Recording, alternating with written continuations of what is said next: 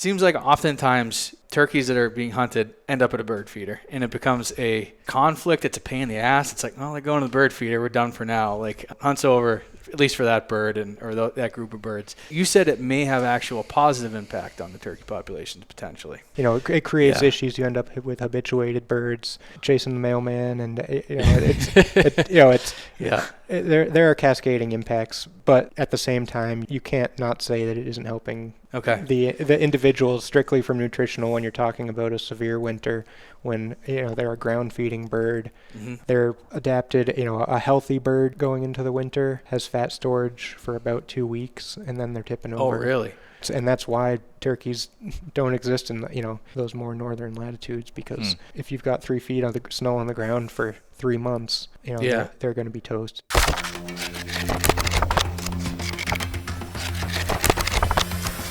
Welcome to the Just Hunt podcast.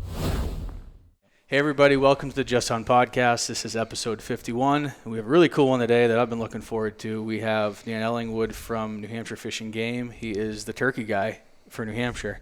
Welcome to the podcast. Thanks for coming by. Yeah, of course. Thanks for having me.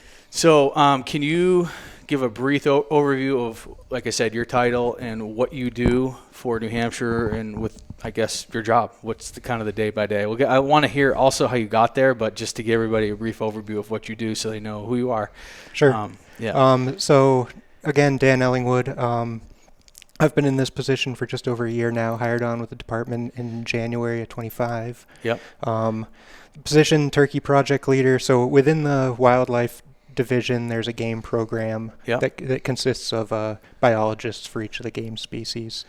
Primary role of those positions is to sort of keep tabs on what that population's doing, whether that means implementing annual surveys or representing the species as a whole, being most fluent with the science related to that species and monitoring population trends over time, and then sort of leading the discussion in collaboration with other project leaders to make recommendations for management of that species. So we've got one for each game species, and I fill that role for turkeys, and it's sort of a split role. So about 50% of my time is allocated toward turkeys. The other 50% is more of a jack of all regional biologist responsibilities. So that might mean supporting other project leaders, working deer registration stations, doing a moose necropsy, helping support the bear biologist with human bear conflicts specific to the region of the state that I work out of in Keene. Okay, so you have your hands in all wildlife as well, then, not just turkeys, to an extent. To an extent, yeah. Okay, yeah, that's cool. So a lot of variety then in your job. It depends on the season. Turkeys are always sort of the priority and the year-round focus, but then as time allows, and right now we're in the midst of waterfowl surveys, early morning grouse drumming surveys, woodcock surveys. So, supporting those programs in Region 4, the Keene area is, I'm implementing those. Okay. And then similarly, those biologists, as there's turkey work to be done, will help me out in their respective regions. Yeah. Team effort. Yep. Sure. It's a small organization. So, within the game program, I don't know, there's 8 to 10 of us. So I'm covering the whole state. So it requires a lot of collaboration. I bet. Yep. Are you from New Hampshire originally? Yeah, I grew up in southwest New Hampshire, actually, in Hancock. Okay. Okay. And then you go to UConn for your undergrad? Yeah. I've done your research. UNH, we'd like to at least have some idea. Yeah. Yep. Yeah. So, I got my toes wet in hunting when I was young, turkey hunting actually, of course, and my dad worked as a biologist, so it was sort of a natural progression for me to get into the wildlife field, enjoying the outdoors. So I went to University of Connecticut for a natural resources degree, and then UNH actually worked on first as a technician and then as a grad student working on moose research that was going on during that period. I feel like this podcast could be 10 hours with all the stuff you just told me about. I have questions. We'll try to focus on turkeys. Maybe we'll have you back for a different one. But so what kind of biologist is your dad? What did he work on? His master's work was actually studying woodcock. Oh, really? A good component of he worked as a deer biologist in Connecticut. Oh, okay. And then he had worked as more of a supervisory role in administration in New Hampshire. For the game program, actually, up until his retirement here. Okay. Probably in the mid-20 teens. Okay. Yep. That's pretty cool. Very cool. So then, where were you before you took this position? And then maybe I'm interested to, was this tell me about that. Yeah, so coming out of grad school, I'd been studying moose for 3 years, doing a lot of field work in northern New Hampshire, following around GPS collared moose, measuring productivity rates, measuring mortality rates. Yeah. And this, you're probably familiar with the winter tick moose dynamic, and working to kind of understand and quantify those variables. From there, I took sort of a left turn, got on board, had an opportunity to work with a private nonprofit that does white-tailed deer research and management, sort of on a contract basis across the country and beyond. So I worked with them for white-tailed deer and other ungulates for 6.5 years. Okay. Mostly working on the road, and that wears you out after a bit of time. Takes a specific personality type to make that your career. And after 6.5 years, I was thinking, I'd maybe like to settle down. I've no interest in leaving New Hampshire, and was fortunate enough that the timing just happened to be such that that this position came available, and and I was given the opportunity to compete for, and was offered the job, and so this past year has been a neat transition. Good opportunity to switch species and sort of maintain how sort of the fundamentals of wildlife management, but applied to a new species with a completely different ecology than deer and moose. Well, that's cool. So you have experience with the 3 species I'm most interested in now. So that's awesome. White-tailed deer, moose, and wild turkey. Yeah.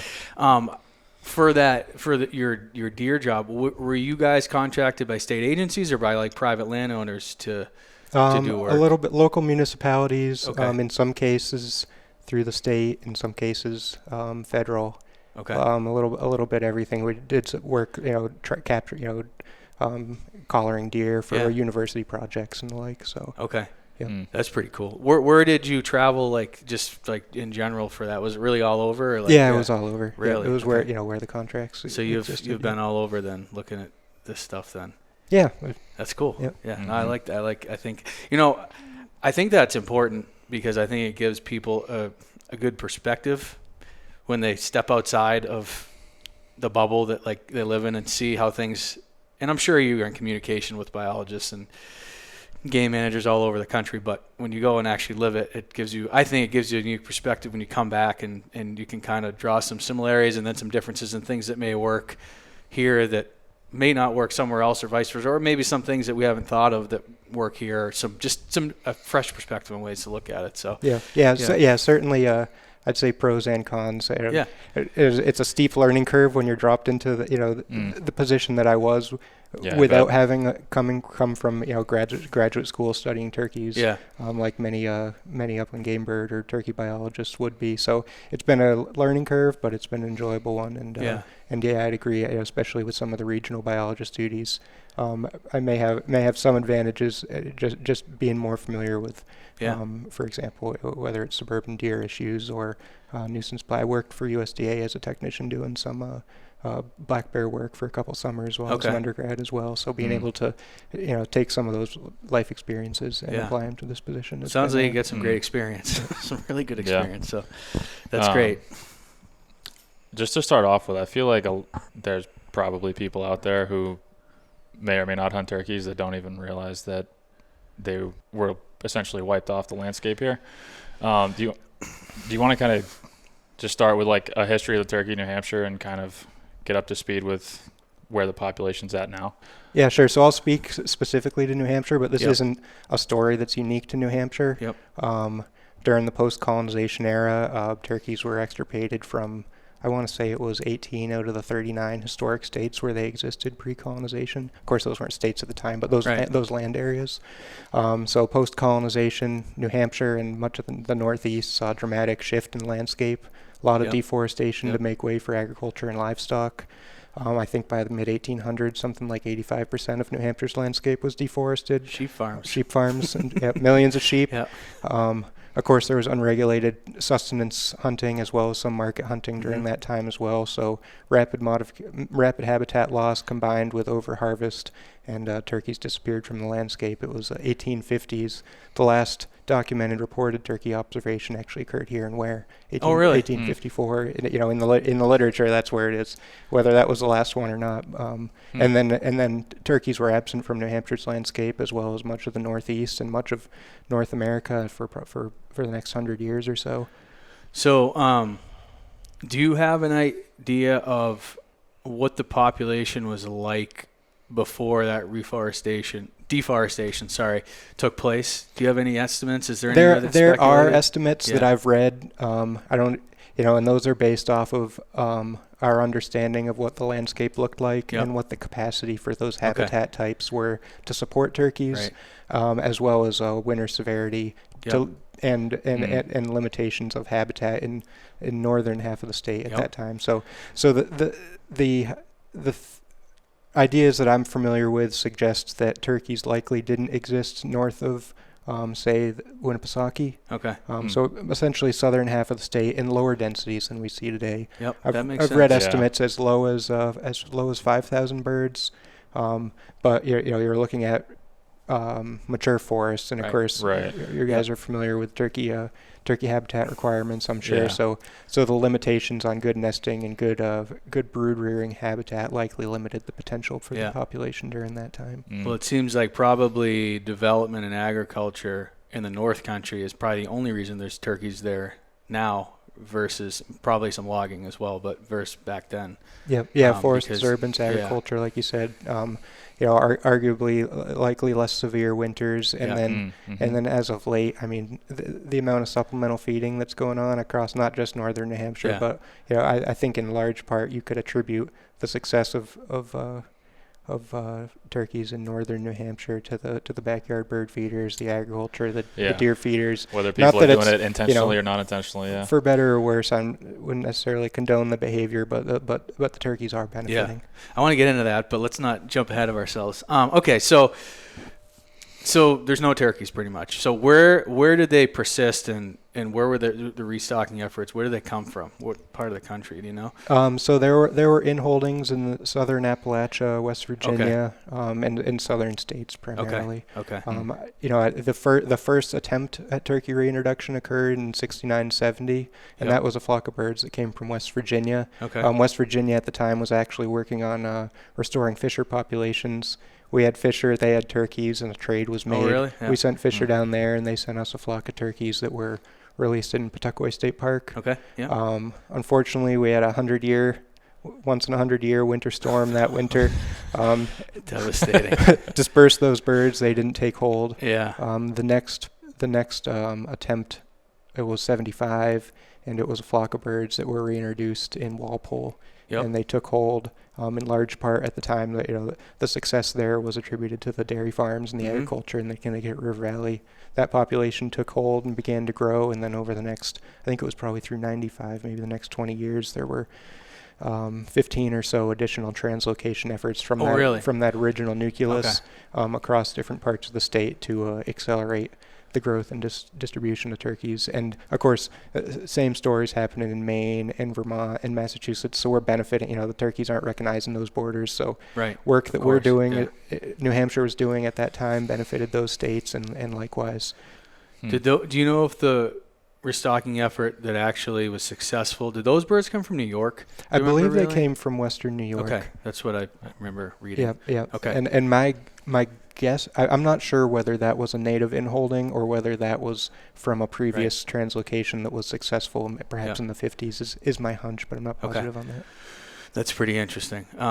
Okay, so our first season was in the 80s, is that correct? Yep, 1980, so 75 introduction. New Hampshire Fish and Game gained regulatory authority over the birds, and I want to say it was 77 or 78, and the first regulated season was implemented in 1980, and that was it was pretty limited, and it was a spring season. Okay. Yep. What allows Fish and Game to regulate a species, like you just said? How does that happen? I think it's an approval through the legislature. I'm not exactly sure of the process there. Okay. All right. Yeah, I'm curious because it seems like that's a important aspect of all of game management in the state is allowing you guys to actually manage it, right? Yeah. Mm-hmm. Okay, that makes sense. Yeah. All right, so 7. So about 10 years then it took roughly to reintroduction to a huntable population, although it was a very limited basis. Yeah, 5 years after. 5 years. After wow. So 75 was the reintroduction that took hold. And it was right in 1980. In 1980. Okay. Yeah. Okay. That's interesting. Yeah, is there like harvest statistics like back then? Are you familiar with them? I just haven't seen any, but I'm curious. They exist. Yeah. I couldn't speak to them. Sure. Yeah. But I know it was very limited initially, as you'd expect, and of course people weren't familiar with turkey. How to hunt turkeys at that time either. So I don't think success rates were as high for a variety of reasons. Yeah. But as the population grew, interest grew, and additional opportunities could be afforded. So it was sort of a stepwise approach to where we are today, whether it's introduction of fall archery, and then fall shotgun, and then youth season, and then second bird and select units. So it's sort of tracking the population, and as the population grows, additional opportunity could be afforded. I still remember the first strutting wild turkey I saw. I was with my dad. I was in Milford, New Hampshire, on 101, and there was this little meadow clearing. And I remember, I was like, "Oh, is that a trash bag?" Yeah. I was like, "Oh," and we were both like, "Whoa, that's cool!" Like first one, it must have been. I bet I was pretty young, maybe 10-ish time frame, maybe a little older. So that would have been probably mid 90s time frame. So I would say there's probably wasn't that many around until that point if I hadn't even seen one, living in that area, knowing how many. I mean, it's pretty common now to see them almost daily if you actually spend any time on the road. Yeah. Yeah. So today, by our estimates, we're largely at saturation from a habitat carrying capacity perspective. And, our tracking of population trends would kind of, that's where that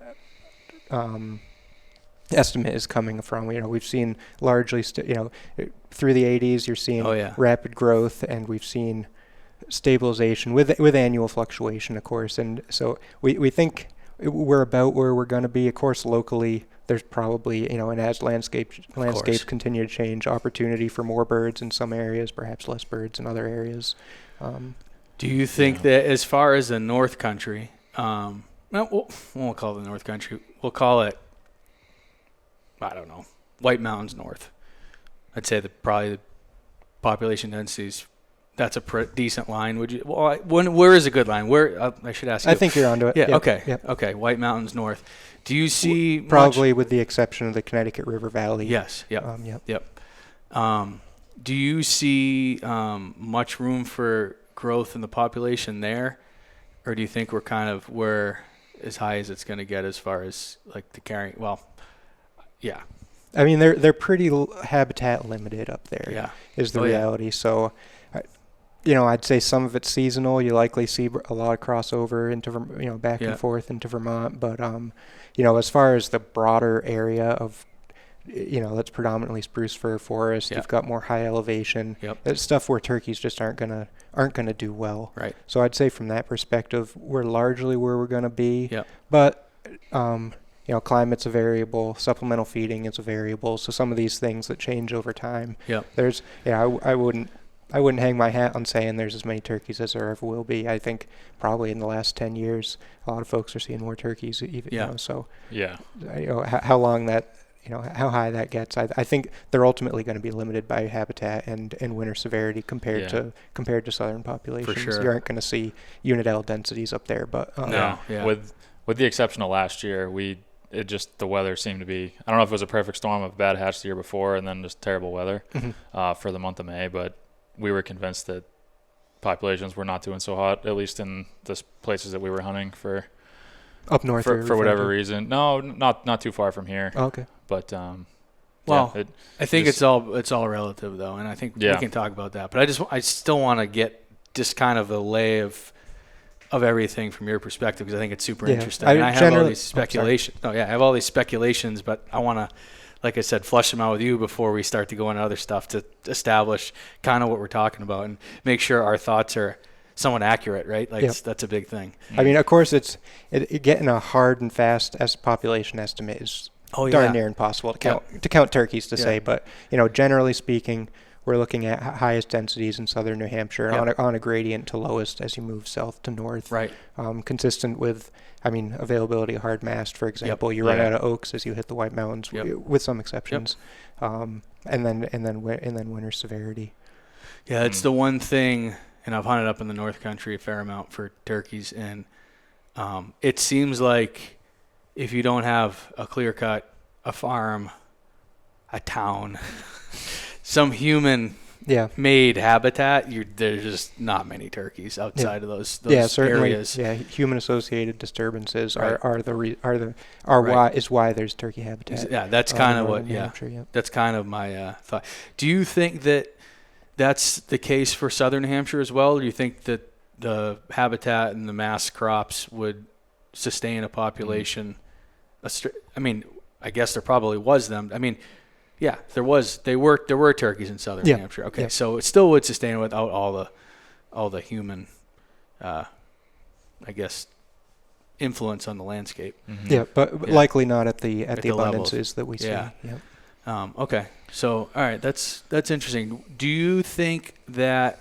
Okay, how are you making population estimates? What's the best? What's the process or the tools you guys use for that? Yeah, so we've got a variety of surveys. Our primary index for relative turkey abundance is harvest rates. Okay. And those rates are used to make pre-hunt estimates of the population. Okay. There's a bunch of assessments there. Again, it's imperfect. Yeah. But so long as you're consistent in applying those, sure. Then your results are going to allow you to track trends over time. Yeah. So we say there's 50,000 birds in the state approximately. That's based on the estimate that about 20% of the male population is harvested annually. Okay. And also the assumption that the sex ratio is approximately even, which we know it isn't, but for the purpose of the exercise, we say it's approximately even. Approximately 20% is harvested, so that means approximately 10% of the turkey population as a whole is harvested annually. So 5,000 birds are harvested annually. Okay. Gets you to 50,000 birds as the estimate. Gotcha. Yeah. Again, there's going to be variation. There's a lot of stuff impacting those. For example, hunter effort is going to drive that. Access to land is going to drive that. So hunting pressure. But assuming at least those are relatively stable, then you can use that as a benchmark. Maybe it isn't 50, maybe it's 40, maybe it's 60, but we know last year it was 10% lower than that, or next year it's 5% higher based on using that as a trend of relative abundance. And I'll say, just for those that are watching, I think that you have to understand, like you said, it's an estimate and it's a best effort estimate, because it's really impossible. And what people see on an anecdotal level is maybe different from a landscape level. So just because you're not seeing many turkeys right where you hunt, maybe in that town or neighborhood or whatever, doesn't mean that that's representative of the entire state. So it's difficult. You can't manage portion of town by town. That's just not a practical thing that you guys have the resources to do. That takes a lot to do something at that level. Yeah, so we try and track things at the WMU level. Which more or less defines, breaks New Hampshire up into areas with similar landscapes, and presumably the species that are being managed there are experiencing similar environmental pressures. So you're assuming that at least at that, but you could cut that in half again, and you're going to see local variation that we may not capture in our data set that you're seeing in your community. How many people fill out those the surveys every year? So I had discussed just using the harvest through registration, total harvest numbers. We also do have, as you're alluding to, a spring turkey hunter survey that reports on rates of gobbling per hours of hunting. So that's a independent index that you can graph over time, again, to similarly graph trends, also internally we implement grouse surveys, and we track gobbling rates during those early morning surveys as well. So those are 3 different trends that you can compare and contrast to one another. And actually, it's encouraging to see that those trends tend to correlate with one another, even though they're independent. So it gives us some confidence that our interpretation of the harvest index is an accurate interpretation of population change over time.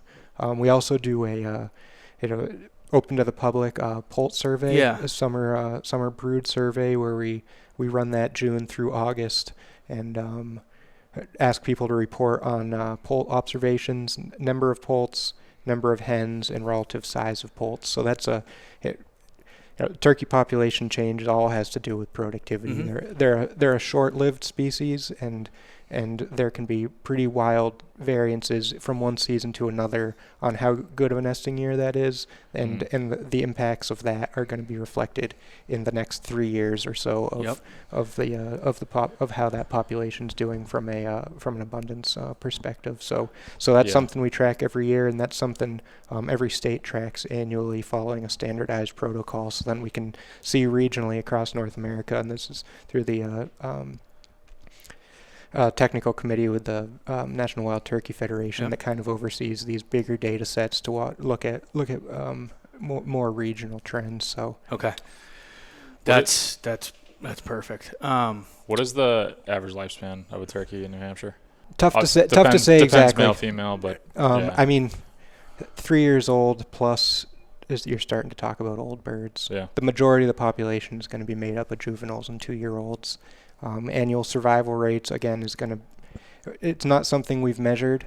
We're in the process of improving some of these estimates, but let's just say for simplicity's sake, 50% individual annual survival annually. And if you run that math out, the odds of a bird making it to 4 years old is, so 50% of the population's juveniles, 25% 2.5.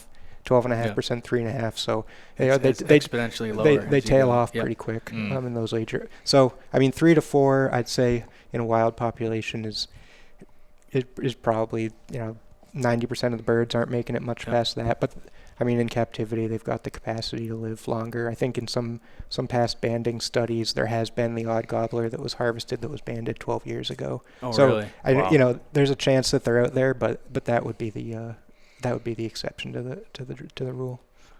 It's pretty interesting. Okay. So much here. This is good. So, I'll just give you my perspective, which, like I said, I realize that this is my experience only, and that I'm not everywhere like you are. So from my perspective, and the areas I hunt, I've hunted a fair amount of the state. I'd say I hunt up north, and I've hunted, I'd say, most regions, maybe not like the southeast. I've hunted, lakes region, I've hunted north, I've hunted this area, southwest. But it seems to me like in a lot of areas, while I think the population is good, I think it's down from maybe the 2020 time frame, 2021, 22. It seems like my observation personally is that it's down. Now, I don't think that it's down like in trouble. That's not my point, but it seems like it's down. Would you agree or disagree that's fairly consistent with the trends that we've observed? It's we saw a high in that 2019, 2020, but it's a little tough again because we're relying on harvest data, and we had COVID those years, and we had an increase in license sales, increase in hunting participation, more people in the field. It's tough to parse out how much of that is a reflection of additional hunter effort versus population growth. But we did have a couple really good years of productivity in the late 2010s. 2023 was a year of abysmal productivity. Was it? Okay, I have the data. I was just trying to, or your guys' harvest statistics, which I thought was really interesting. So I just want to look at it. So. Yeah, so I'll say these last couple years we were seeing, and it was reflected in the age structure of the harvest. It was reflected in our poult surveys. 2023 was a rough year for turkeys. I don't know if you remember the month of May. I think it rained every single day. Yep. We saw poult per hen rates about 50% of what the 10-year average was, and so of course you see those carryover effects exist, for a couple years post that event. Do you so when do you think that the population peaked? Because it seemed to me like since the introduction, it's been a steady incline up until I think that time frame. Do you think it peaked in that 2019-20 time frame, the population, or what's? I mean, and I know you weren't here too, so you're just looking at data, and you probably don't. I think it's easier to have a feel for it when you live through it and you're the guy. So I understand that that wasn't your thing, and you were doing other things at that time frame. But do you have a feel for when you think that was? Yeah, I mean, again, look at referring back to those trends.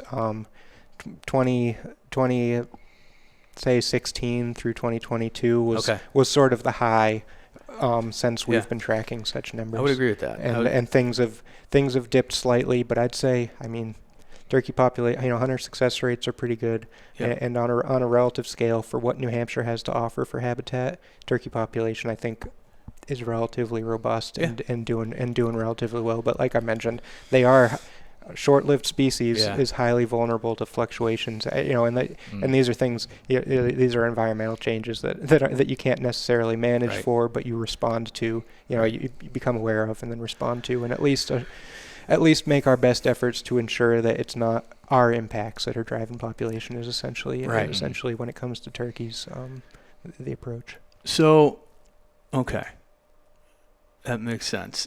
Trying to think where I want to go. This is good. So, do you think that at that high we're above carrying capacity? And once again, I realize maybe you don't have that information here, but do you think, because here's my perspective, and like I said, it's just the areas I hunt. I think although once again, I agree with you, I think that, and honestly, it's only because I have this perspective because I've been all over the place to see turkey populations, and I know that even though I don't want to speak for everybody, but the people that I've talked to in my own observations is that the population is definitely down from the peak. I think it's still strong, and I think it's still really good compared to a lot of places. So I'll say that. But if you lived through the 2010 through 2020 time frame, I think the hunting experience is, I would say, significantly different the last few years than it was during that time frame.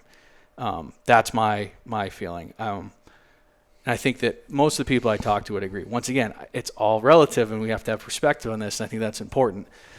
Do you think that is a fluctuation that is only is largely because of at the hatch year?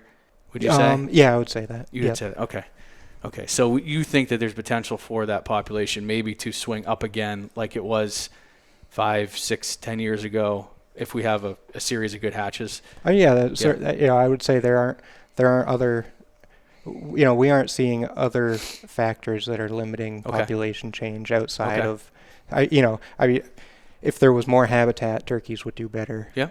So looking at the realities of the landscape as they currently stand, hatch success is going to be the greatest driver of population trends. But maybe it was artificially high as well, and things are stable. We don't, because it's a pretty short story, and the population has been dramatically changing. We don't really, have the greatest sense of what normal is, and there probably isn't a normal because there's so many variables that are always changing. Well, it seems like maybe moose is more like the turkey, but it seems like for whitetails, it seems like the population is relatively stable in New Hampshire and has been for a while. I mean, there's been upticks and downticks, but it seems like it's been pretty stable, I would say. Actually, it's probably been increasing in my opinion, but I don't know. I have to look at it. But it seems like the turkey, and it's not just here, from my observations in other regions of the country, it can go up and down pretty quick, and it can. I mean, we've seen a lot of places, I think, down south, it can go down really fast. Mm-hmm. And so at what point do you guys see, what point would you be concerned with, hey, the harvest, whatever, your surveys are down, gobbling surveys, hunter observation, the harvest data. What point would it be a concern to you, hey, what's going on here? We need to take another look. I'm sure there's a margin where it's hey, we think we have a low and high limit where we expect the per population based on each hatch year to maintain within an area, what area would you be, as a biologist, be like, I think there may be something else here? Yeah, I guess it would. It's. I don't think it's uncommon to see fluctuations within 15% of what's normal. Okay, so 15%. Something, I'm calling that out of thin air, Yep. but you would expect annually to see ups and downs with turkeys. It's.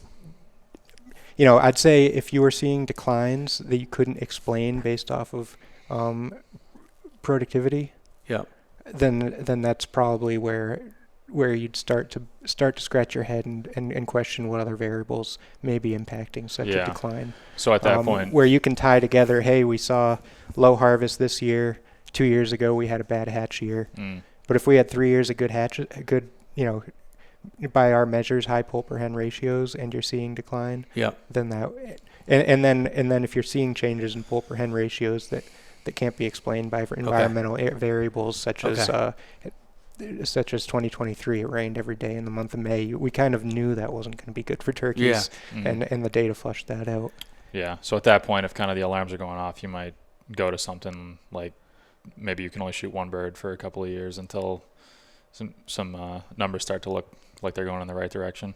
Yeah, so we have objectives that are laid out in what's called our big game management plan. It's revised every 10 years. Our new one was, we just went through this process and revised that plan in 2025. It was published in 2026.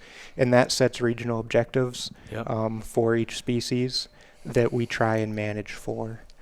So for turkey specifically, those objectives are based on essentially the last 10 years and what we consider a stable turkey population, and our goal is to maintain stability again because generally speaking, based on public input, we aren't hearing a lot of complaints. We're generally hearing satisfaction with the quality of the hunting, and we aren't seeing signs that the population is such that it is unhealthy or overabundant. We aren't seeing those. So it's like, hey, for turkeys, we're pretty happy with where we're at. Our goal for the next 10 years is going to be to sustain. If we see turkey populations trend off of that goal, then we make recommendations to make adjustments. At least, that may or may not actually solve that problem, but that would at least ensure that we aren't the drivers of that decline. So we have thresholds that were established back. I'm not exactly sure when these thresholds were established, but I think it was a bit of a shot in the dark at the time. Hey, let's look at the lowest third of the relative abundance of turkeys in the state, and we'll be most conservative with managing with hunting opportunity for those areas. Let's look at the middle third and be moderately conservative, and let's look at the highest abundance and to the extent that we can we don't see negative impacts, let's try and afford as much hunting opportunity as we can. So those each of those thirds are defined by a kill per square mile index. It's a number of birds harvested per square mile of turkey habitat that we track at the WMU level.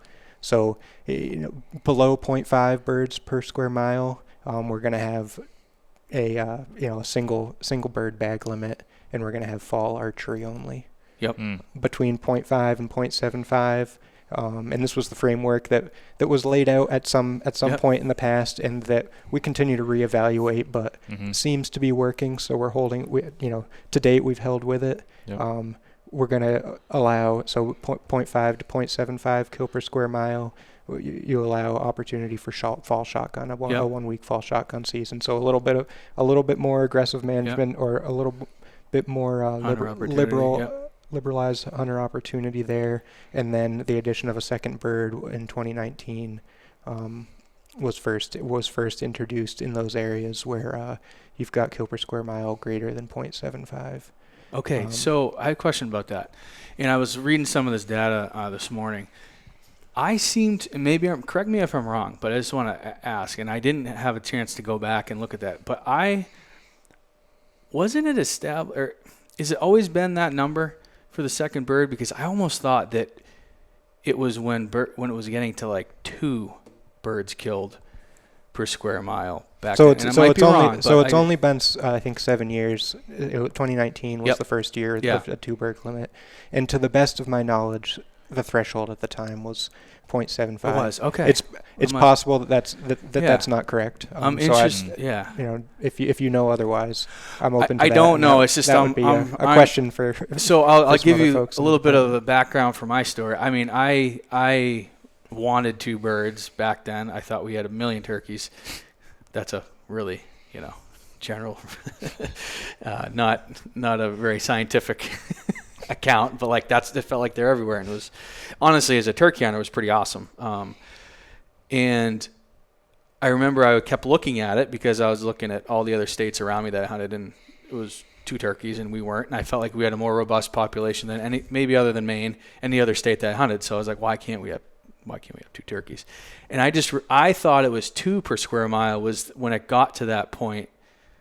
Then two birds. Is that what it is per square mile of turkey habitat? Is that what it's harvest per square mile of turkey habitat is the threshold. So I mean, to the best of my knowledge, there's no management unit close to that. Okay, maybe I'd say L and LM J2 are the highest, and they're sitting maybe around 1, 2. Maybe it's 1 then, because there's, with the population the way it was back then, there's no possible way it could have been 2 per square. So that doesn't make any sense. So I must be remembering it wrong. There's no way, unless we were killing double the birds back then, which we weren't. So okay, so it must have been maybe 1 is what I have in my mind. Mm-hmm. Okay. And I'd just point out that, I mean, likely, look at Vermont, for example. I believe they have a 2-bird and statewide, and an additional fall bird. Yep. Maine is 1 to 2, depending on the region in the spring, and additional up to quite a few. Yeah. Maybe 5 in some of the coastal zones in the fall. So, you can take more male birds at the time of year that the spring harvest is being implemented without negatively impacting the growth potential of the population because of the timing of the hunt relative to the timing of breeding. Mm-hmm. So I think, when you're talking about population trends, I'd say the 2 male birds in the spring isn't necessarily going to drive a trend that that you're perceiving. What it would do would impact the hunting experience, right? Right. So a quality turkey hunting experience is, for most people, defined by hearing gobblers, having the opportunity to engage with gobblers and being successful. So, I think it would be that side of the coin where consideration would be most appropriate for whether or not you want a 1 or 2 bird. Okay. And generally, the change was made in response to public input, combined with our interpretation of the science, which was, yes, this can be done sustainably. Yep. And so the change was made, and if we receive enough pressure in the other direction, ultimately this is a public owned resource that we're trying to manage. That's kind of what I'm curious about, because I'm wondering how much ability you guys have to react quickly, having in mind that we're still within the parameters, or the guardrails, right, of where the population is going to naturally, regardless of what the regulations do you guys put on. I'm sure that if we made some outrageous regulations, like you could shoot them year round with rifles and there's no limit, that would impact it in a big way. The impact would be bigger than a couple good years of hatches could overcome. But I'm just curious as to, could you say that, I don't know, could you give me a hypothetical situation where you would potentially say, Nick, I don't want to give you that, because then you get clipped and people will be like, oh, he said this and this is. So, okay, what if we killed 2,000 birds this year? Which were probably killed close to more than that already, but I would imagine. But could you react next year and make changes? Or is it a longer process? How quickly can you react to this stuff, to the population trends? We reassess our season settings every other year. Okay. All right. So that's just that. So that's the way it's been. Yeah. If there were serious concerns, that process could be interrupted to make a change sooner. But for turkeys, the changes we're seeing aren't human changes. So I think you'd let it ride and see what the following year brings, because the way the turkey ecology is such that these fluctuations do happen. Yep. No, that makes a lot of sense. I was just curious how quickly I'll point out that we do make these changes. So, for example, last year we had season setting, we had specific units where we saw our kill per square mile drop, and we removed 2 birds from, I think it was I2. Oh, did you? Okay. And we removed fall shotgun from, I believe, G. Okay. So, all we're doing is looking at that threshold, and if it's a blip and we think it was an anomaly, we aren't going to change regulations just because it's one more thing for hunters. Well, you'd be chasing your tail, especially with turkeys. Right. I understand. Yeah. But if you've got a trend below that, then hey, this is this was our objective.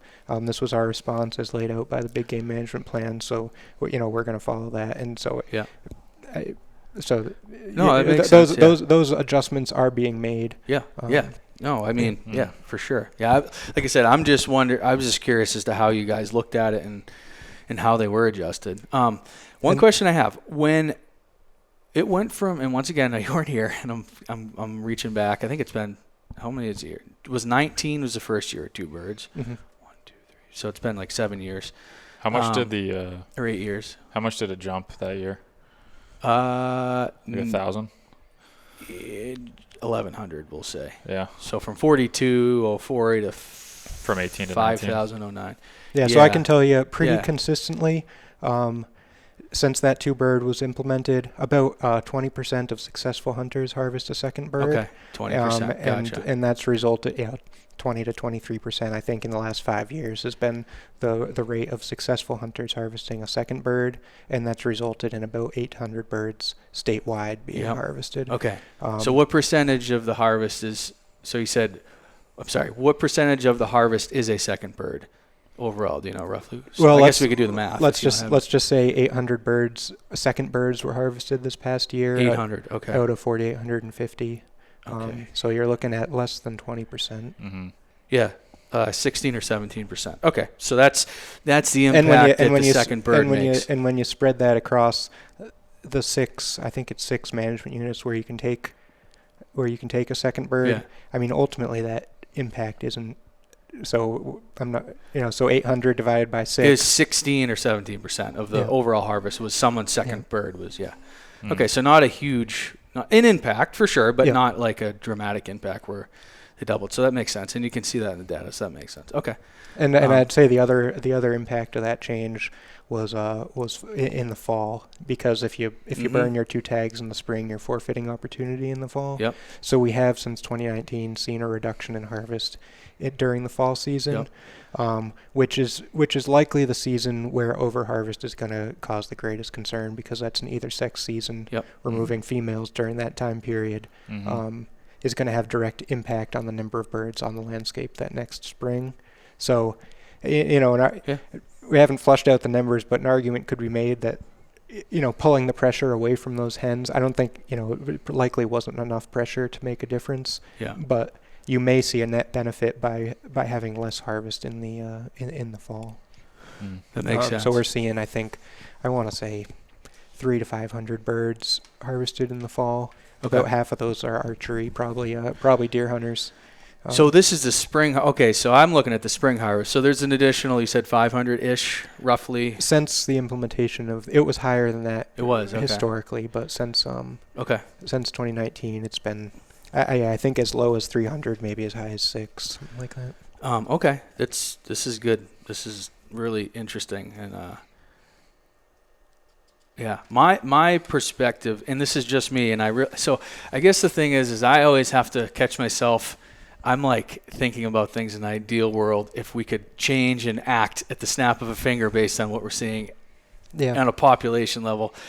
That's not realistic. I know that I'd say, for turkeys especially, we're more or less beholden to Mother Nature, and we're managing opportunity less than we're driving a population through our management decision making, and that's kind of been the goal, because we aren't at a point where there's been motivation to force decline. So you're more or less allowing the population to do what it's capable of doing on the landscape that it's provided, and that and then when we see excess or we see opportunity to provide to provide hunting opportunity without negatively impacting the growth potential of the population, then that's more or less the broad sweeping goal here. During COVID, it looks like there was probably an increase in hunting pressure and hunter license, all the things, right? License sales, turkey permit sales were up. Yep. Do you guys keep or are you aware of the percentage of non-residents harvest versus resident harvest? Is that something that's I couldn't. Okay, I was give curious. It to you off the. I mean, it is information we have. I could tell you. Okay. I could tell you permit sales. Yep.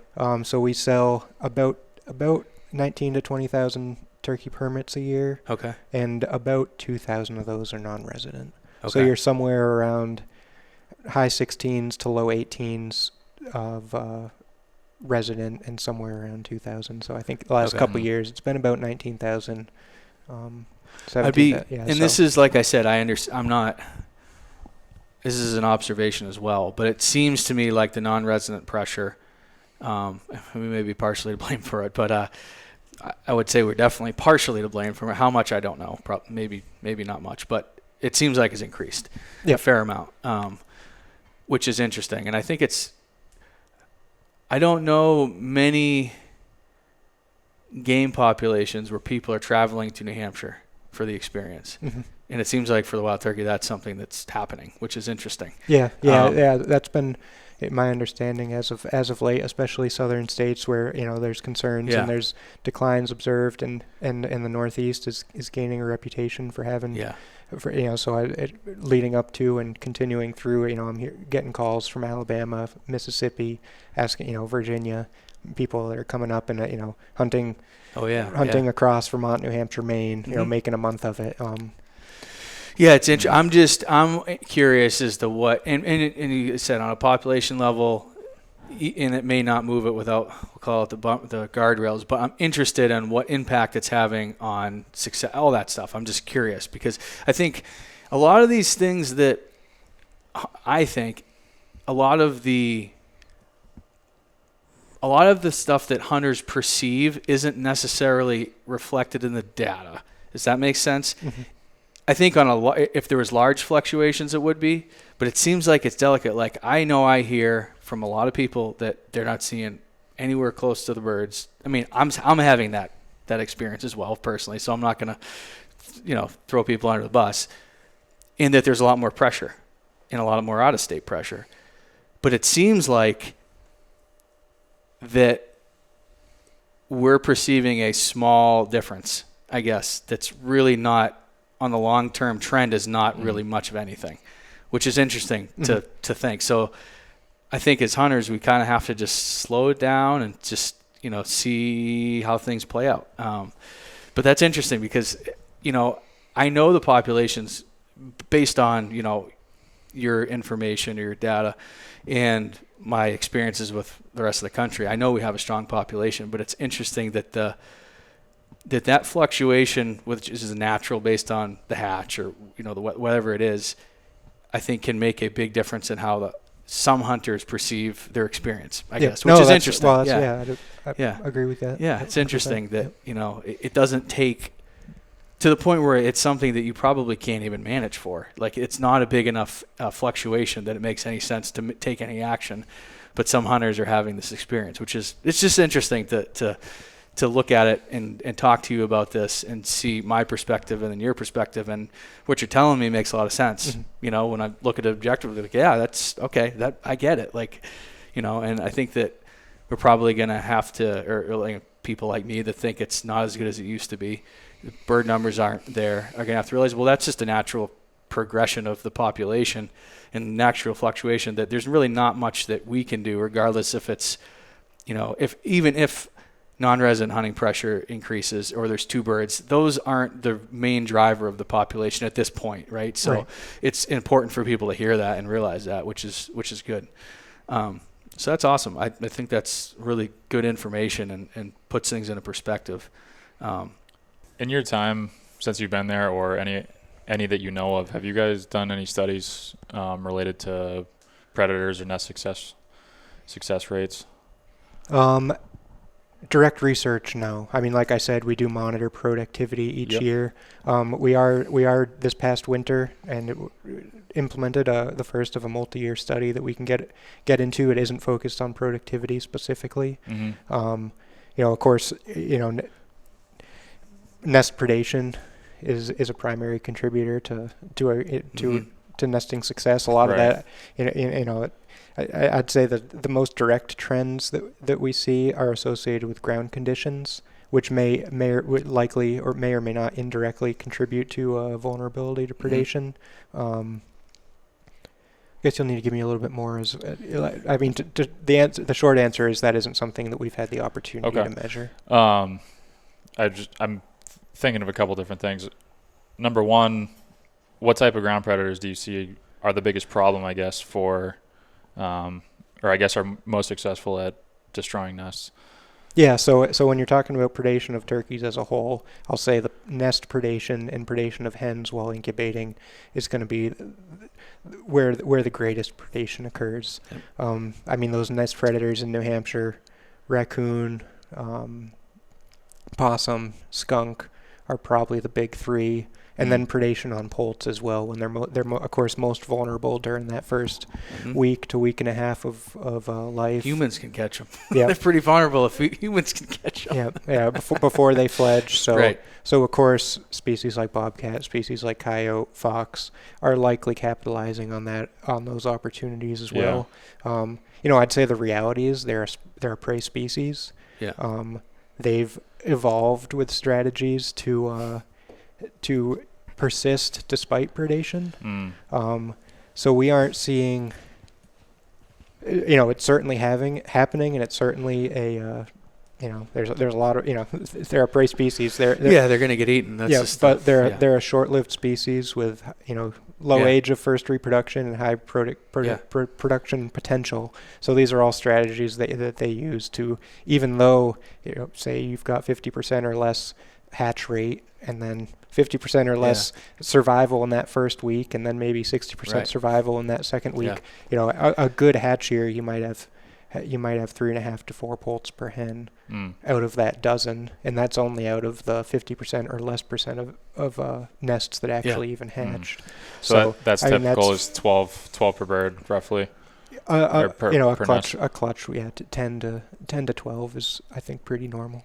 Yeah. So last year in particular, just kind of got me thinking about it. I had bobcats come in on me multiple times throughout, and I was like, at least in this was multiple towns I was hunting over. It wasn't like I was just in one spot and having multiple run-ins with them. It seems to me like we have a big enough population in New Hampshire of bobcats to be able to have some type of trapping or hunting season for them. Do you have any idea what the numbers look like? I mean, the hard numbers of how many there are, kind of like how many turkeys there are, is a tough. It's probably even harder than turkeys. You don't have a harvest. Yeah, exactly. Right. Yeah. So the fur bearer program, I couldn't speak to this at the level that he could, but there are multiple indices that are being used to track population trends. That includes the Turkey Hunter Survey, where you're reporting on observations of fur bearers, fall archery survey, similar, and also roadkill surveys. So we're collecting roadkill bobcats, pulling teeth, looking at age structure, and looking at placental scarring to measure maximum potential productivity of that individual that year. Can you explain that? I'm not familiar with that at all.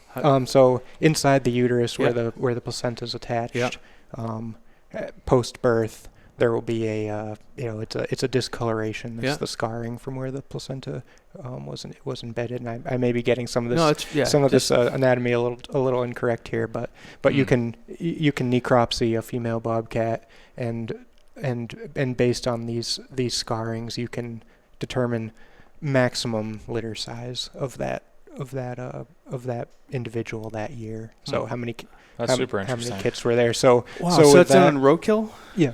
Okay. So that's something that we've been doing for I'm not sure how long it's been going on, but quite some time. So with those data sets, you can build life tables and look at age structure, and based on age structure, you can, and knowledge of what productivity rates look like, you can see whether or not there's a growing or stable or Really? declining Okay. population. So, I mean, all three of those indices, as you know, as you and much of the general public are aware, would indicate that you've got a robust and likely growing at least over the last 10 years or so, growing population. Yeah, I've never hit a deer with my car in New Hampshire, but I've hit 2 bobcats. So So wild. bobcats are doing well. Yeah. Of course, the others.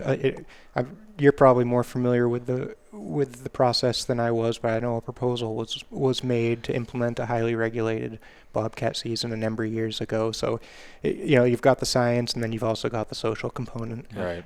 So, could a sustainable regulated bobcat population hunt or trapping season be implemented? Probably, but Right. it's you got to there's the science, and then there's also the social People. component Yep. that needs to be navigated. And of course, we're managing species as a publicly owned resource for all people. Yep. Mm-hmm. And there's a lot of different interest groups within that. So Yeah. that's where things become complicated and above Very- my very, pay grade. Very complicated. Yeah. Yep. Yeah. No. That makes a lot of sense. That's interesting. I didn't know about the. That's interesting. The scarring. That's So will that increase if the habitat? It's you can correlate that to the potential, which a higher potential would indicate that the population is growing, and that would be based on potentially a habitat. Does that make sense? And the ability, like, what's the? So you're looking at maximum litter size from that, and then that tells birth you year, and based on litter size and estimates of age structure, I think you can. Okay, this is a little outside of it's outside, fine. I but I think understand. you can say something about population change. Okay. That would be occurring as a result. Okay. If you've got a lot of young bobcats, for example, and a high productivity rate, then you likely have a growing population. Gotcha. That's cool. That makes sense. And there may be a little more to it. Sure. So, I understand that's not what you do, but you at least are somewhat familiar with it. So that's interesting. Yeah. And I would just point out that yes, bobcat populations, by all evidence, are growing and robust. But during that same 10-year period, we also saw growth in turkey populations. Sure. So, as far as our concern, as it relates to predation being the driver of, of course there are prey species, it does occur, but we don't have the data to suggest that predation is a problem per se for the turkey population. It's a variable, but it's a variable that they co-evolved to persist in. I'll say this, I would agree with that. This is just my opinion, of course.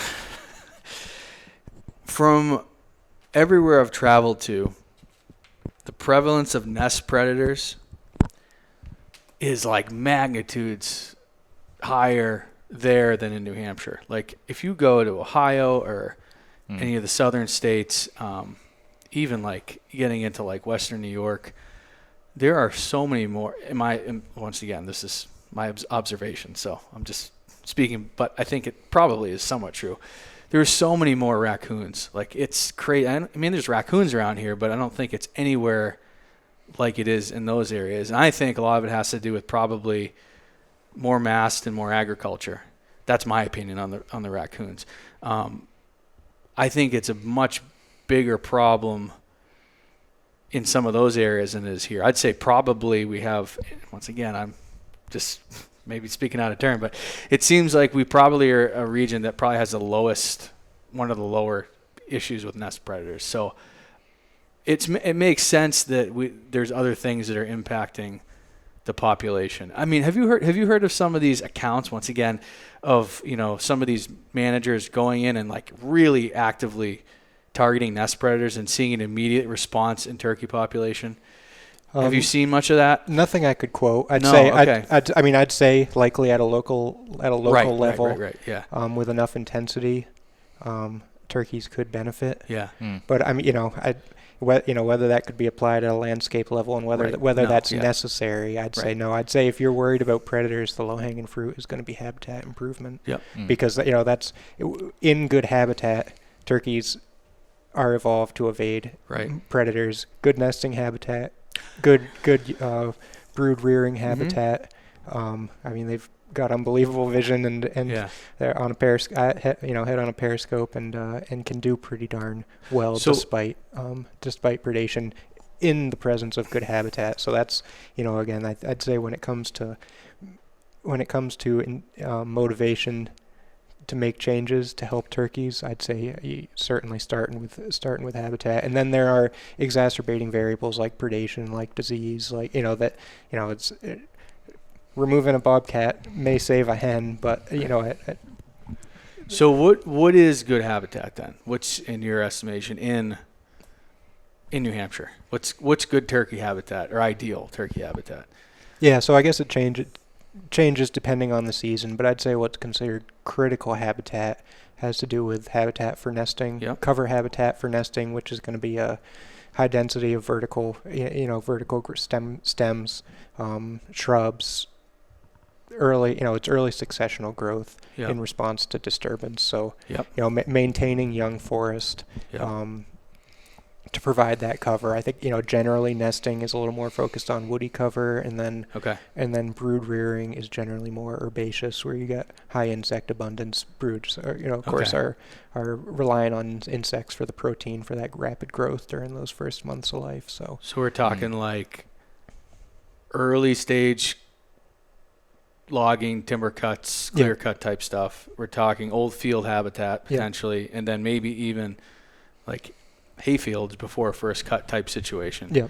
Okay. Yeah. I know you're on it. And I mean, the department, we don't own a ton of land, but on the WMA's, management for young forest is generally a priority. It's not just for turkeys, but there's a whole host, if not most species that in some stage of their life or season are benefiting from the diversity of plant growth and the cover habitat and the edge habitat that disturbance to an otherwise mature open covered canopy would result in. So creation of small patch cuts, annual mowings of fields and the like are primary. I mean, in the southern states, of course, burning is very popular, and so those impacts. You're creating similar habitat using those methods. Is that a tool that we're ever gonna use on a widespread basis in New Hampshire, the Northeast? I mean, it is used. It is.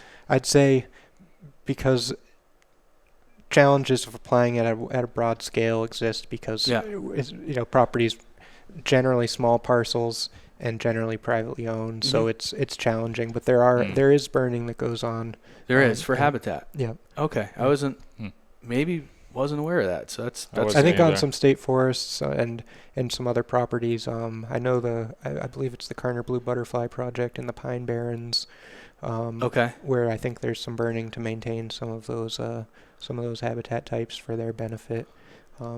There are folks within the department that are actively engaged in some of this habitat work to include burning that I'm less familiar with. I know I'm asking you a lot of questions that are not right in your wheelhouse, and so I'll preface it by saying, but do you know what a private landowner would have to do to burn to promote, say, turkey habitat, or at least maintain early successional habitat? Do you know if that's I don't hear about it. I'm just curious. I'm not sure what the process would be, but my guess is that there'd be a permitting process through the state, and I think it's the state, Department of Forest and Lands or something that that manages some of that stuff. I was curious. I don't anymore, but I used to own a tract of land in New Hampshire, and I wanted to burn, but I didn't know how, or I know how, but I didn't know what the proper. I guess I didn't put a ton of effort into it, but I didn't. There was nothing that I could go to, a resource that was like, oh, this is how you do it. And so I didn't end up doing anything about it, and really didn't. I guess I didn't pursue it very hard. But I'd say a few phone calls would probably get you in touch with the right person. Okay. I'm not exactly sure who that right person is. But. It seems like that's a big management tool for turkeys down south, like you said, down south. It's like we hunt.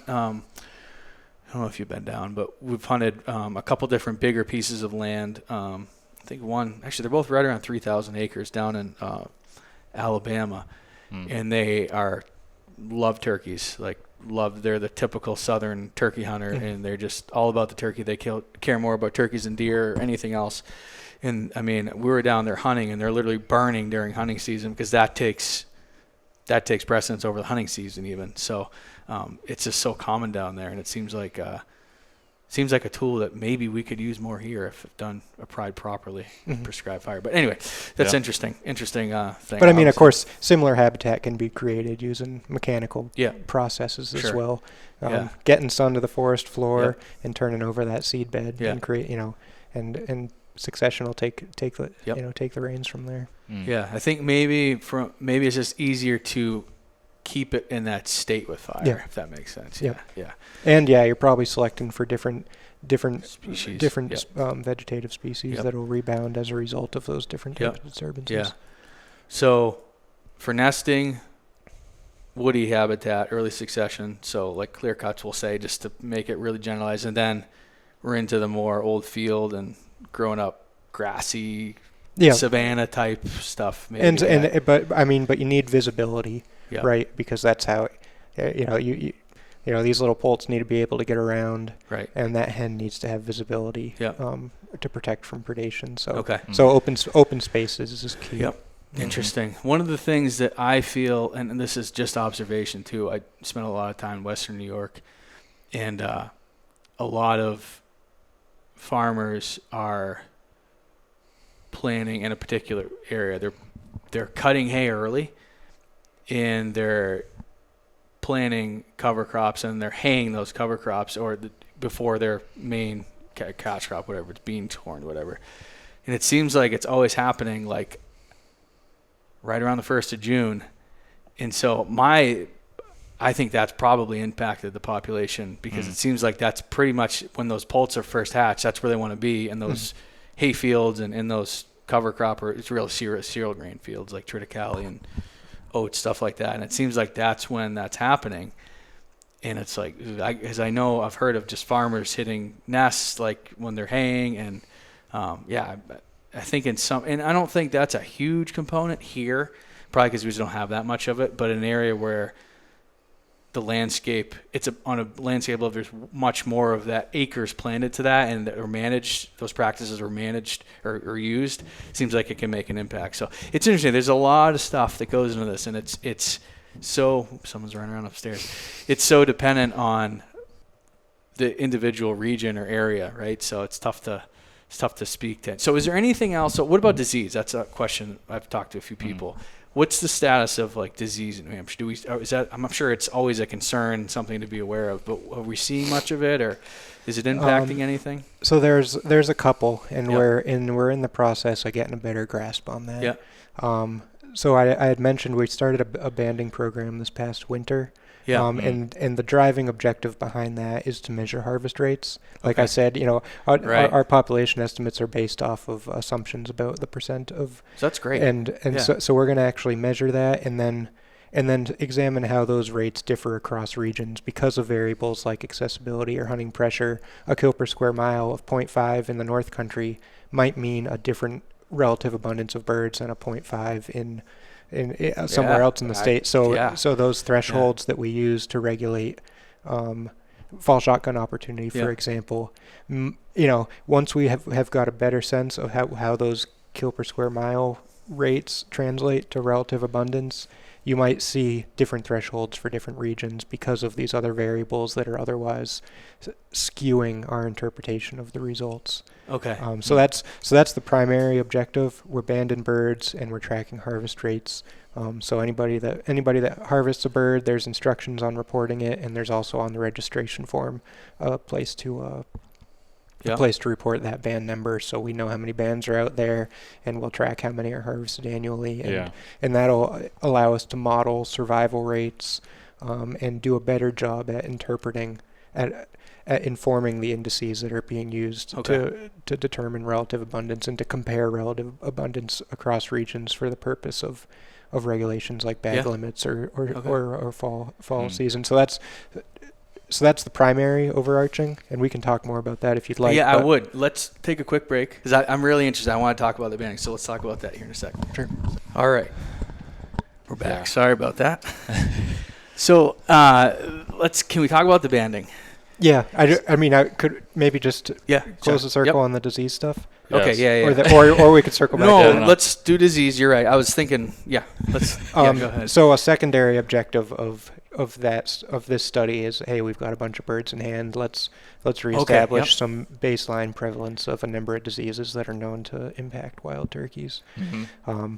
So we're only getting our feet under us this year, and we're a little behind in connecting with labs and getting stuff together. So we tested for AI this season. Yep. It's not. It's something That's avian influenza for people. Yep.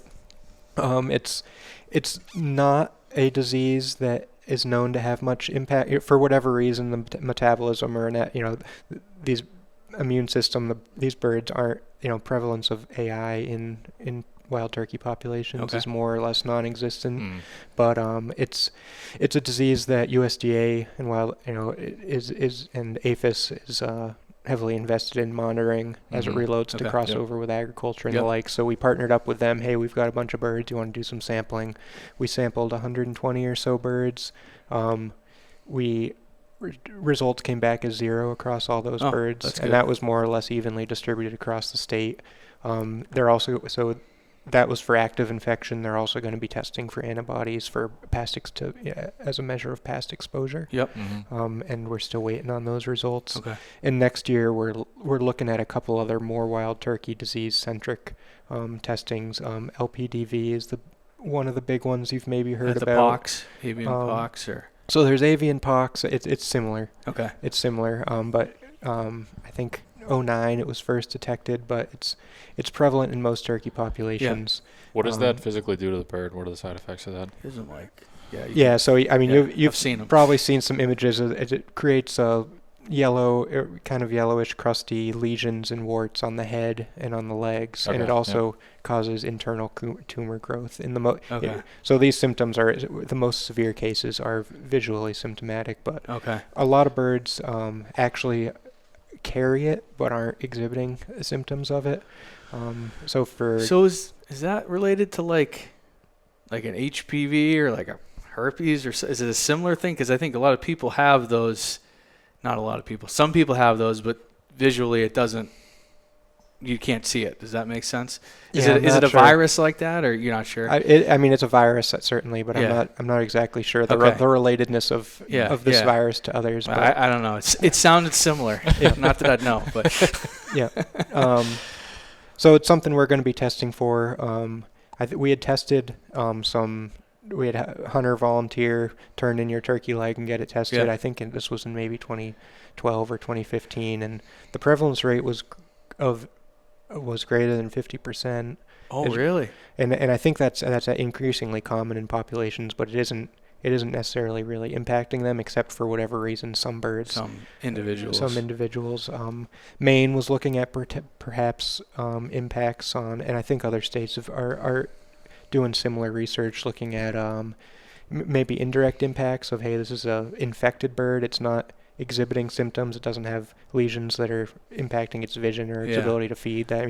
Or internal tumors, but perhaps there's some additional energetic demand on the immune system that's having cascading negative impacts on their overall survivability. So for whether it's number of eggs being laid or success of that nest, or maybe just odds of survival, maybe associated with predation. If you've got one additional little thing poking you, that how could over time those effects perhaps exist? And I think there's a lot of folks looking at that sort of stuff. So our idea is, hey, we're not immune from impacts down the road. Let's get a baseline and see where the turkey population currently stands with disease. LPDV is a big one, an associated disease.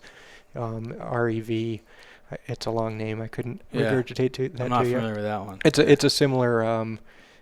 It's a very similar virus, but there could be co-infection there. So we're going to be looking at some of these. It doesn't.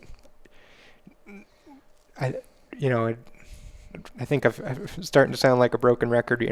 It doesn't appear to be a driver of population trends currently, but But if we've got an opportunity to learn more about what's going on that you don't see, I think that's we're kind of piggybacking on this banding project as an opportunity to do that. So we're going to be testing birds for those two next year, and we'll be banding a third year. So continue to brainstorm and talk with other biologists in other regions what they're looking at, what their priorities are, and there may be some opportunity to expand some of that disease surveillance work through this project.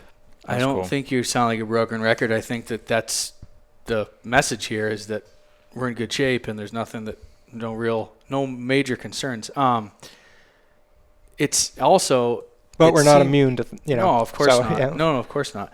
And it sounds like you have the ability to react relatively quickly if needed, which is good. Well, we can maybe not like in 2 what? weeks. I'm not saying that, but yeah. We could react to the impacts that we're having, right. But a lot of it's sort of beholden to Mother Nature at right. the end of the day. Right. What the long term fate of the population is going to be. So you said about 120 birds. You said that you guys banded so far. That we tested for AI. We banded about 480 birds this past season. 225 males and 250 some odd females. Of course, our primary objectives are focused on male harvest rates, but you end up with a lot of incidental capture of females under the net. So, we're banding them, seeing what we can learn, and inevitably some component of the female population will be harvested here in the fall, the odd bearded hen in the spring, and we also are starting to get reports on roadkill, or who knows, where you happen upon a bird or a sick or dead bird, and it may be banded, and that's good good data to collect. Have you 400 and what 440 did you say? 480 total. 480. About 225 males. How many different sites, roughly? Do you know? Over 50. Oh, really? Wow. So, and a pretty good. Evenly distributed or heavier in the south? What was the so that's the challenge. Yeah. So the objective is for an even distribution.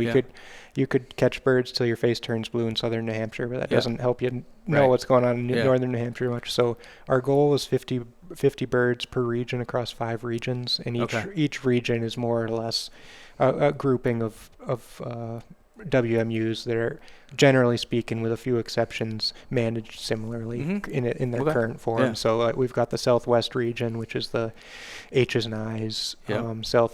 Southeast is J2, KL, M. White Mountains, North, and West Central. So the goal is 50 birds per region in each of those regions. Some of those regions are more challenging than others. So we met objective in I think 3 of the 5 White Mountains. We came in well under objective, and we were slightly under objective in the North Country as well. How does that work? Are you setting like bait sites and like monitoring them for turkey use, and then how does that process work? I think I've seen it done in other places, but what does it look like? So I forgot to mention, this is a collaborative research with National Wild Turkey Federation. Oh, it is? Okay. There is some federal funding that allowed us to get this project off the ground, and there's also some local collaboration with NWTF chapters. And there's opportunity for collaboration outside of NWTF with anybody in the state that's interested in supporting this work. So we've got a winter flock survey. People can report sightings of flocks, and there's an opportunity to indicate your willingness to allow trapping on your property. So a lot of this is backyard bird feeders, and agricultural land is where birds are congregating, where food is accessible in the wintertime, when food's otherwise pretty darn limited, especially when you've got deep snow. So we connect there. We locate a place that's viable for trapping. Our primary method of trapping is rocket netting. Which, for those who don't know, it's a 40 or 50 by 50 foot net that's sort of accordioned into a box, and the leading edge of that net has rockets with explosive charges in them. It looks pretty wild when it looks pretty wild. Sounds aggressive, but it's but when that's detonated, it propels the net out over a flock of birds that are feeding at an established feed site. And the net subdues them. You can fish them out one at a time. Band, pull a blood sample, and release. So in the winter, how far? Okay, maybe you don't have the data. Maybe you do though. Say, how far are those birds distributed or ranging from that winter site? Do you have any information on that yet? Like, I don't know, maybe some hunters have already called in tags or. So we've had bands. Sorry, I want to say 30-ish bands, harvested bands reported, and 2 or 3 roadkill. And so I'm not sure how far they're coming to get at that site, but looking at dispersal from the trap time until to harvest, generally speaking, inside of 5 miles. Okay. We've had some that were just a quarter mile. We've had a couple that were about, I want to say, just under 20 miles. Oh, wow. Okay. Those have been, in most cases, juvenile birds. Okay. Yeah. We had a bird banded in Columbia, northern New Hampshire, Yep. that was harvested up in Quebec. We've had a couple birds. It was line of sight. It straight shot. It was probably take the river bottom. Like 17 miles. That's pretty cool though to know that. Yeah. And we've got a couple birds that have been harvested and reported out of Vermont that were banded in the Connecticut River Valley. Right. That makes a lot of sense. As you'd expect. But yeah, cool. So generally speaking, dispersal's a couple miles, but there are exceptions. I think Maine had done some banding a number of years ago, and talking with their biologist, I asked, his record, I think, was 38 miles. That's crazy. Whether or not the hunter gave the correct harvest location or not. Stuck in the back of a vehicle and who knows what. But I believe that was a juvenile male, so it's it's possible. But that would be the tail end of the bell curve there. So it sounds like this banding effort's going to give you a lot of great information that we haven't had before. Is that? Yeah. So this is last time turkeys were banded in the state was, I think it was 2000 to 2003. Okay. It's been a while. A grad student who's now my supervisor in the department. Really? He's the supervisor of the game program. Did turkey research in the Connecticut River Valley in the early 2000s to get, he was looking at productivity primarily, I believe, with VHF backpacks on hens but I got some information about dispersal and the like as well. So, but anyway, it's been a while. So yeah, we're excited to. It's good to see that happen. To update, was some of this data specific to New Hampshire. Of course, you can look at general turkey literature and get a pretty good idea of what should be happening in New Hampshire. But this will allow us to keep a little closer pulse on what's happening to maybe unique to New Hampshire. Is that something you're going to try to do annually? So the plan and the is 3 years of banding. Okay. And then an additional 3 years of monitoring. Okay. With the expectation that by then very few banded birds would. I mean, we'll continue. We'll continue to take information. Of course, if somebody calls it in, great. Yeah. Beyond that, but active monitoring, I'd say, for another 3, and probably at the end of these first 3 years, we'll reassess. Yeah. Okay. What kind of data have we gotten? Is there value in looking more intensively at a specific region? Is there a different direction we can go, or perhaps we're feeling pretty darn good about what we've learned and maybe as a result recommend adjustments to some of the some regulations as it results to different opportunities, whether it's bag limit or fall season setting. So this will help to inform that, or it will provide us assurance that what we're doing is correct. We're open to either. Yeah. I think it's awesome that you guys are doing that and also doing it in each region, so everybody kind of has their own. And it was a lot. I mean, it was a bigger undertaking than I realized to meet those objectives. Like I said, you're driving past birds, going to where there aren't birds to look for birds. Yeah. So it's I mean, it's and this was something that was the whole wildlife program is behind and supporting. It requires quite a bit of manpower. So anyway, if you've got birds concentrated in wintering areas, you or any listener in New Hampshire who's interested in being involved, we've had folks that are running bait sites for us. Of course, they get involved in the handling on capture day as well. But it certainly wouldn't be possible without the public support and support within the agency. That's good. Okay, one thing that I want to ask, because it seems like maybe it's a good thing, maybe it's a bad thing. It drives me crazy as a turkey hunter. I know it drives other people, is bird feeders. And it seems like a lot of the turkey, not all of them, but a lot of turkeys in New Hampshire revolve around bird feeders, whether it's in the winter or even this time of year. It seems like more often, I don't know if that's accurate. I won't say that. It seems like oftentimes turkeys that are being hunted end up at a bird feeder, and it becomes I I don't know what it becomes. It's a conflict. It's a pain in the ass. It's like, they're going to the bird feeder. We're done for now. Like, or we can't.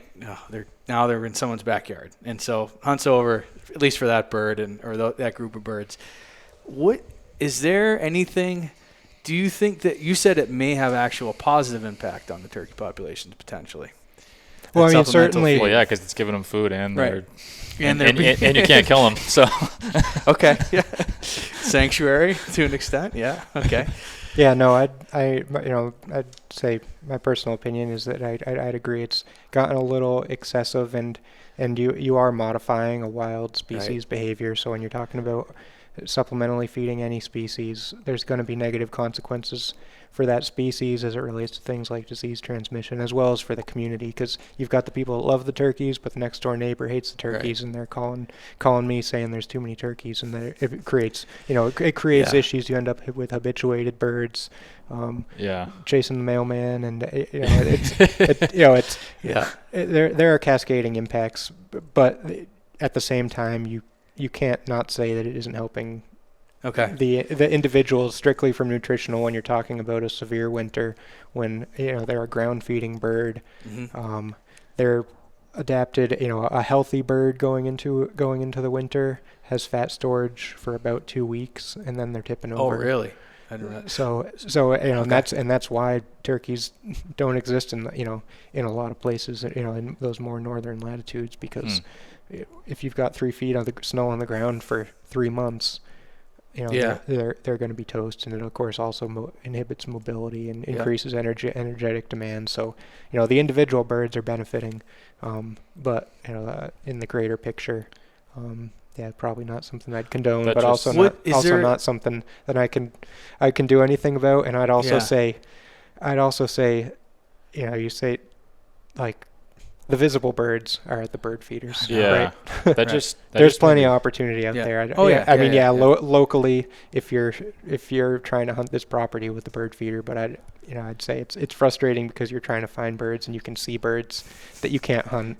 But I not that it's something we've measured, but I wonder what the weight fluctuation is like because of that over the winter. I've often thought about that. Yeah.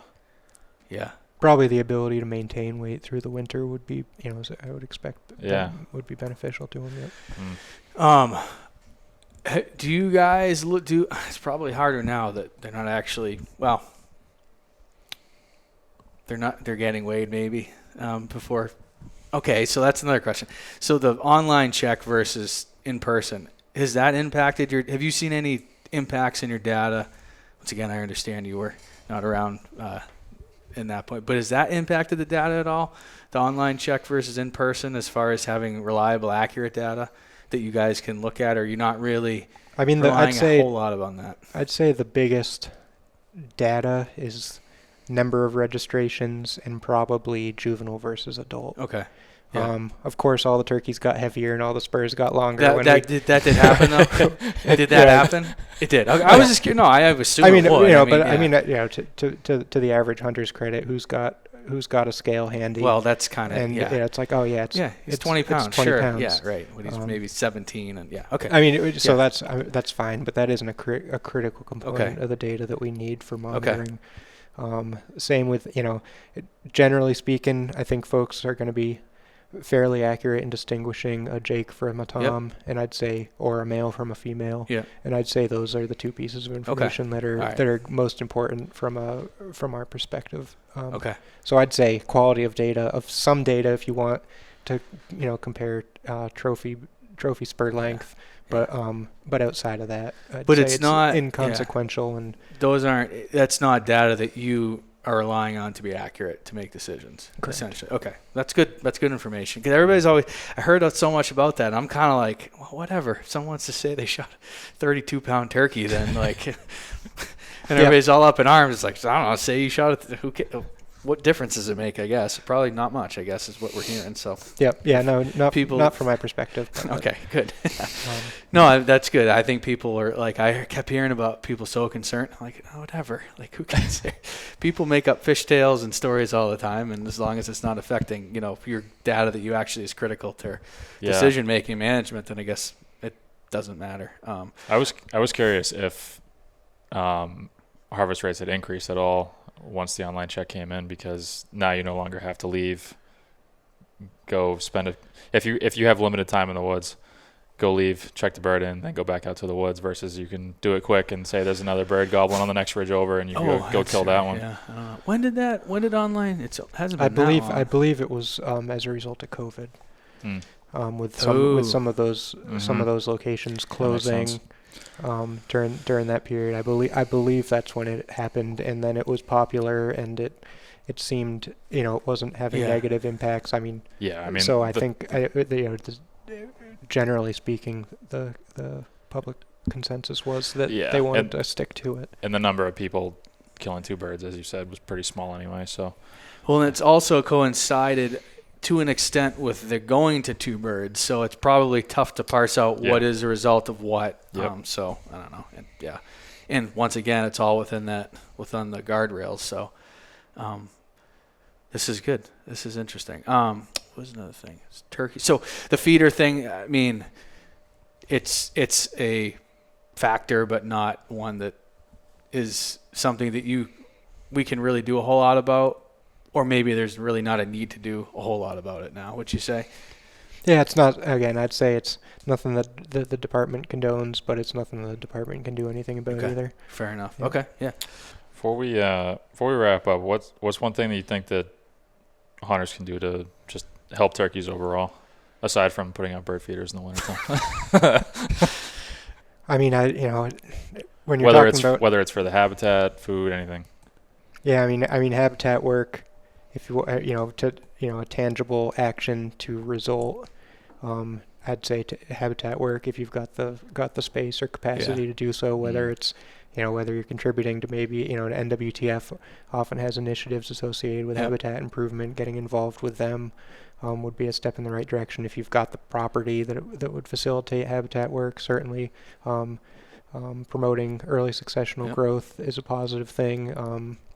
If you've got fields and the capacity to hold off on haying until late summer, early fall, certainly nesting and brood rearing activities are going to benefit from that. So, I'd say focusing on habitat is a great start. Yeah. Awesome. Let me see if I had anything else that was top of mind. I don't think so. I think we covered it. I think you did a great job of explaining your approach, the department's approach, in where the population is. And honestly, I personally feel, I want to say better. I better understand, I think, now where we're at and what's driving any small, really, it's a small fluctuation in the population.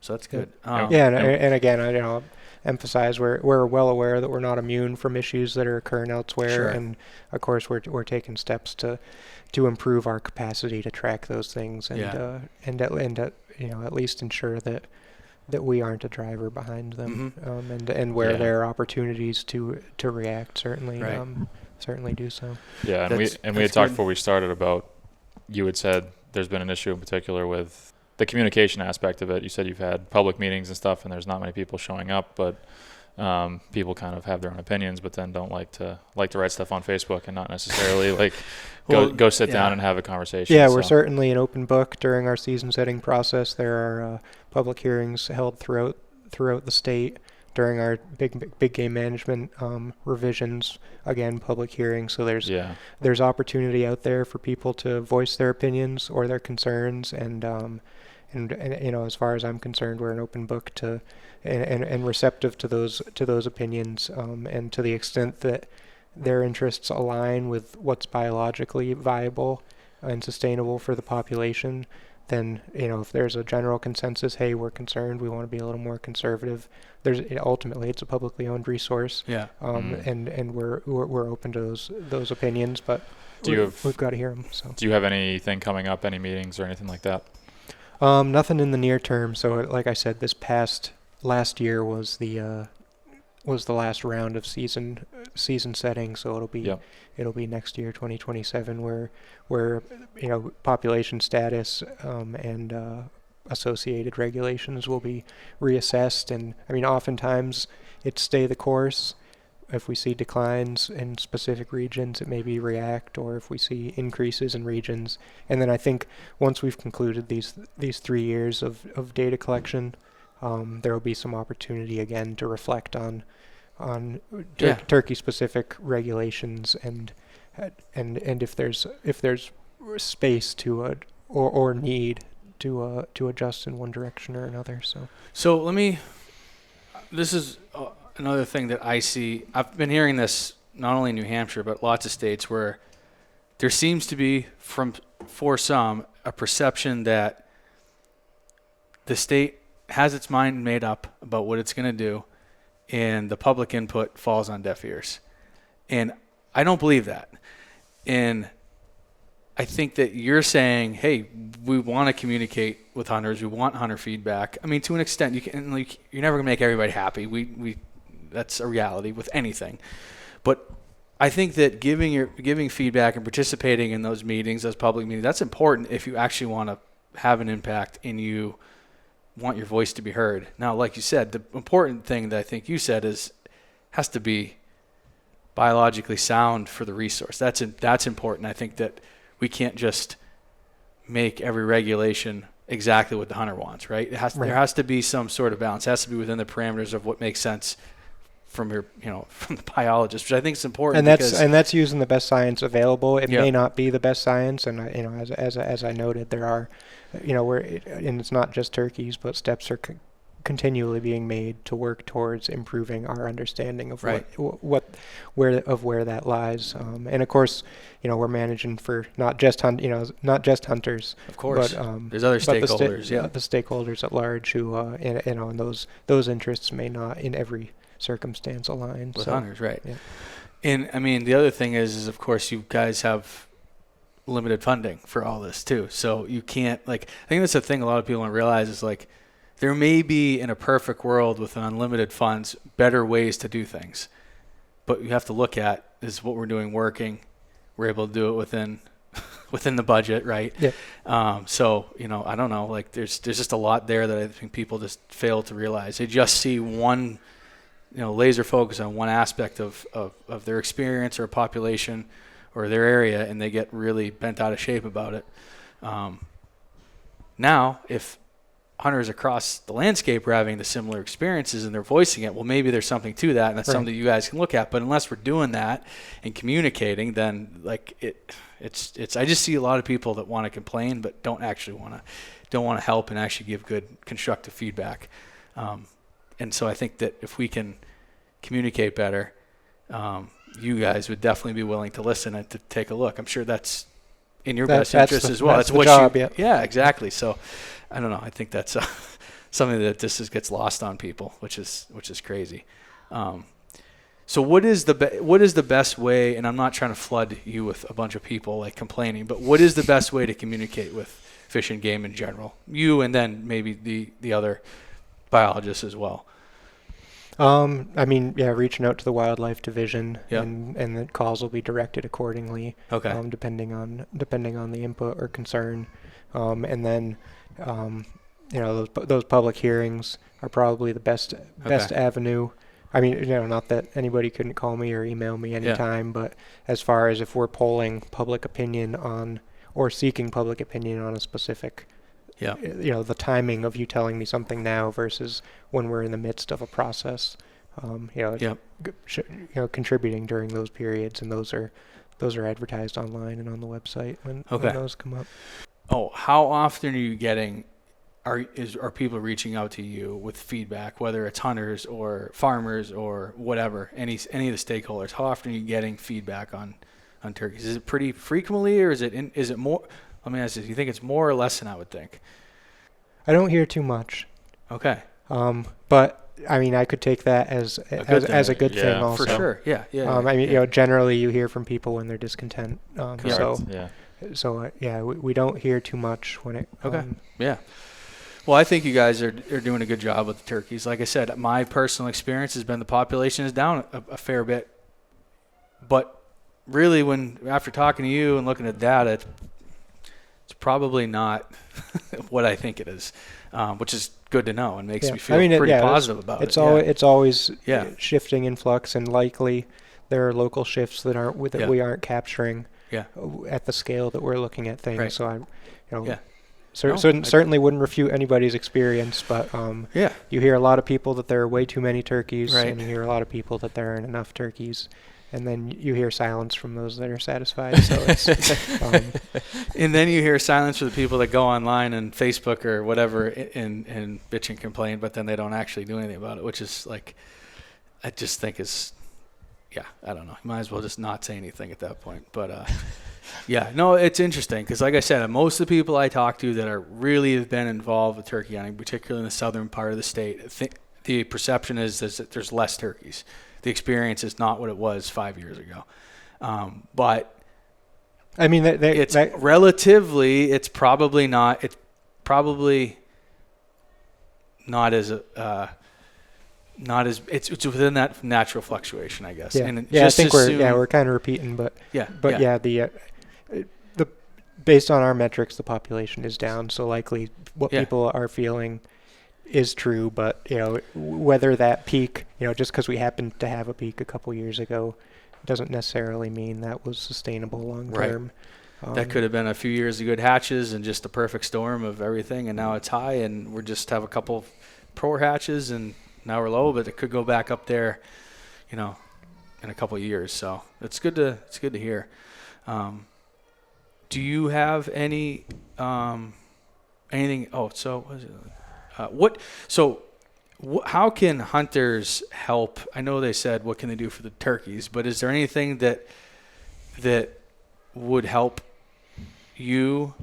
That hunters can do? Like what's the thing that, man, I wish if we had a little bit more hunter participation or help or hands on deck, like what is there one thing that maybe they can do that would help make your life easier? Or I'd say it wouldn't have a direct impact on how turkeys are doing, but I mean participation in things like the spring survey, our participation rates are pretty embarrassingly low. What are they? Less than 10%, probably 5%. This is so. I mean, that's an additional data set that benefits the turkey program and the fur bearer program, and there's an incentive with NWTF to win a shotgun. So there's no reason not to contribute, and it's it's already it's pretty easy to fill out and submit. So that it provides us a more robust data set that adds as another layer of evidence for what population trends are doing. So it's a good thing, and it's an easy thing to do. So I'd say that's some low hanging fruit. Well, I mean, guys, fill them out. Like if you're gonna complain or you're gonna give your opinion, at least do that before. Like it's just crazy to me that 10%. I mean, I fill them out. I fill out the deer ones as well. I do what I can, but. And I'd say in the near term, like I had mentioned, we're continually, or we will be seeking public support for identifying wintering flocks and trapping flocks. So folks that are interested in getting a little more directly involved, there's opportunity to do so. Should they reach out to you with that type of information? They can reach out to me. We'll have that winter flock survey will be active probably starting mid-December, where we'll be soliciting information about locations for flocks, so they can, submit their survey there, or if they're highly motivated, they're welcome to reach out to me as well. We obviously get far more reports than we have the capacity to follow up on. Sure. So they may have reported and not heard from me. I think what I meant was potential banding locations. Yeah. Okay. Yep. So that's great. Cool. Do you have anything else that you want to touch upon? I think we've been pretty thorough. No, it's been good. I think it's great. That was a great one. Yeah. Anything else, Matt? No, I'm good. Thank you for coming. Yeah, right, thank you. Really thanks. appreciate it. I think it's great, time. And I think stuff like this is great for every stakeholders that care about the populations and want to have a good experience. So, thanks for joining on this one, guys or girls, whoever's listening, and we'll see you on the next one.